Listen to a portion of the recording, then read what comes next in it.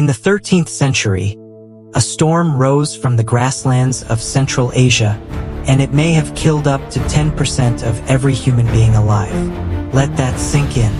One empire, one people, one leader born into exile and hunger. By the time the dust settled, cities had vanished, empires had collapsed, and the largest contiguous land empire in human history stretched across Eurasia. But did they really kill 40 million people?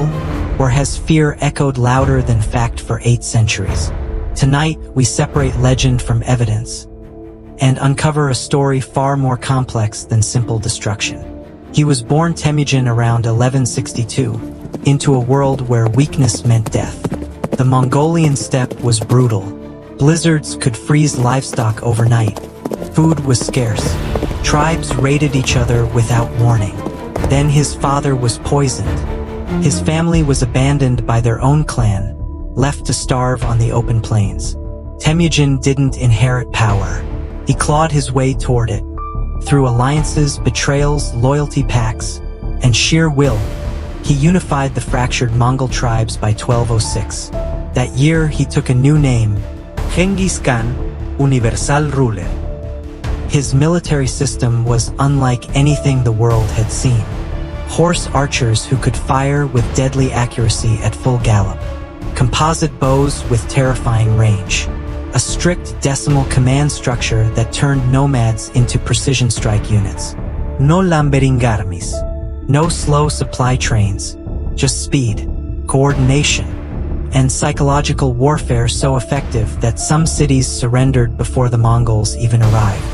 How did a scattered people become the most feared force on Earth?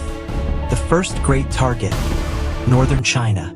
The Jin and Western Xia dynasties faced coordinated assaults, siege engines, and relentless mobility.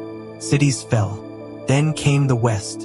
In 1219, the Khwarezmian Empire made a fatal mistake, executing Mongol envoys. The response was devastating. Mongol armies crossed deserts, scaled mountains, and shattered one of Central Asia's greatest powers in a matter of years.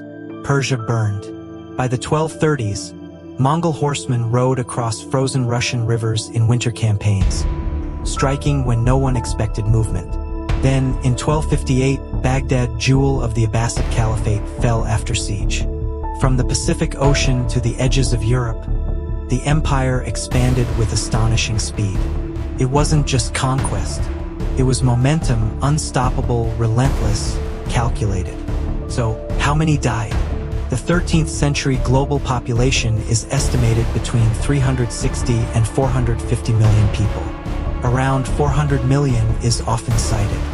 Medieval chroniclers describe devastation on an almost biblical scale. Entire cities erased. Regions emptied. Older estimates claim 30 to 40 million deaths.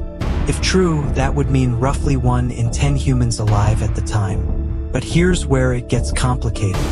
Medieval population records were incomplete, often based on tax rolls, eyewitness accounts, or secondhand reports. Chroniclers had reasons to exaggerate. Fear, propaganda, drama. Censuses after conquest often missed refugees who fled to forests, mountains, or neighboring lands. Modern historians urge caution. The destruction was real. The suffering was undeniable. But the precise number? That remains fiercely debated. History doesn't always give us clean math.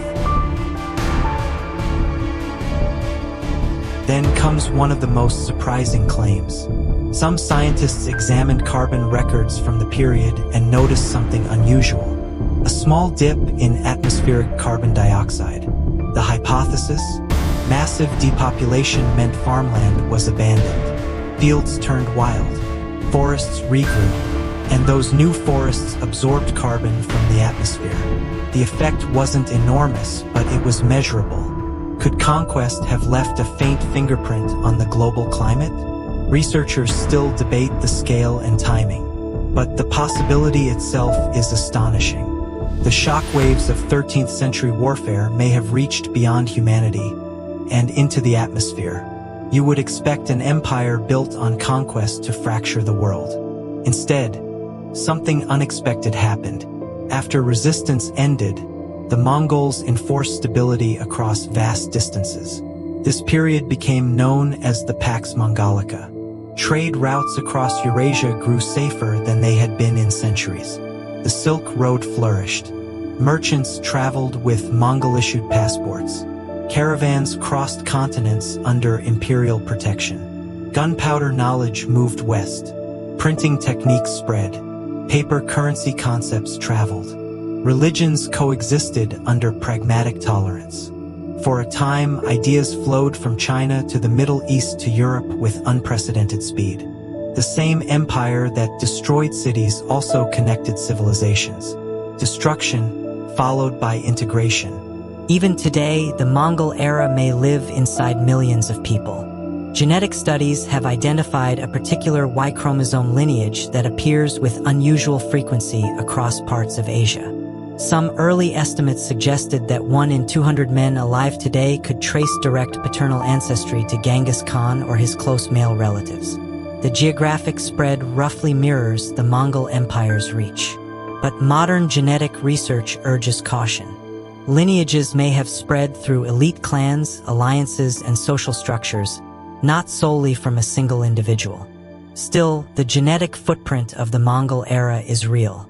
8 centuries later, traces remain, written not in stone, but in DNA.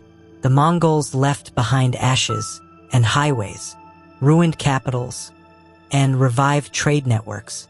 They caused immense suffering across regions, and they accelerated cultural and technological exchange on a continental scale.